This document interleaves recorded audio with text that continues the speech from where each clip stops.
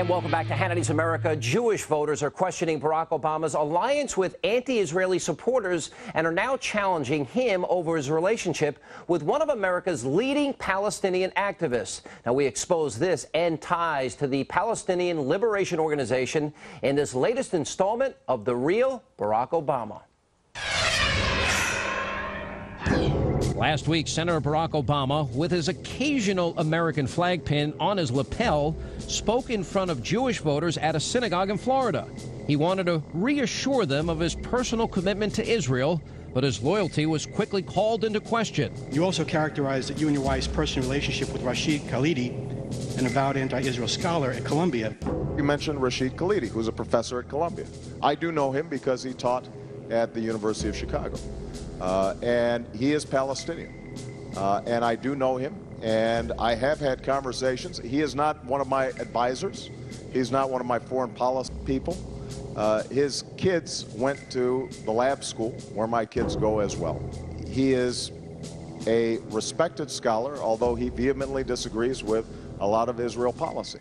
As another radical relationship comes to light, Senator Obama is minimizing his association with Rashid Khalidi, an allegedly former member of a terror organization. Rashid Khalidi today is a professor at Columbia, earlier was professor at the University of Chicago, but before that he was an employee of the Palestinian Liberation Organization.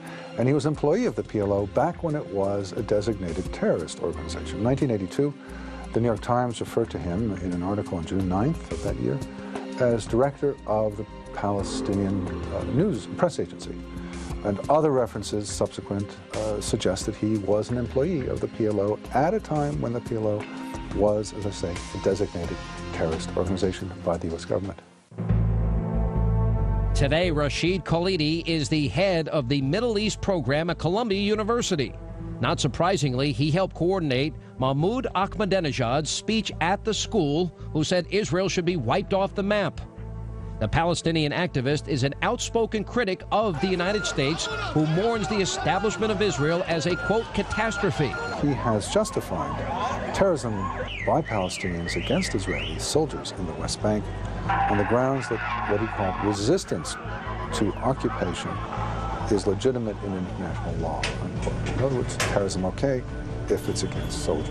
Daniel Pipes says a financial web connects Senator Obama to the former PLO agent. It's also clear from the record that they had a financial connection and that Obama sat on the board of a foundation, the Wood Fund, that gave money in 2 successive years, 2001, 2002, to an organization, the Arab American Action Network, that Rashid Khalidi co-founded and his wife directed.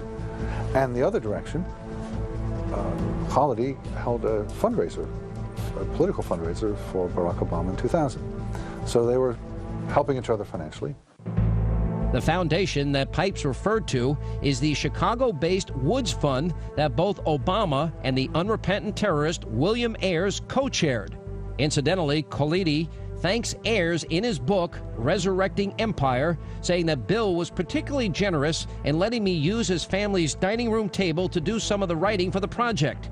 Ayers and Obama reportedly approved $70,000 to Khalidi's Arab organization. I think the financial relationship between Khalidi and Obama is important because it points to their relationship not just being social, intellectual, but having a deeper base. That they are people who are working together towards the same end. In 2003, Barack Obama held a lavish farewell dinner for Khalidi before he left for Columbia University. The Los Angeles Times reported on the event in April of this year. The headline, "Allies of Palestinians See a Friend in Obama."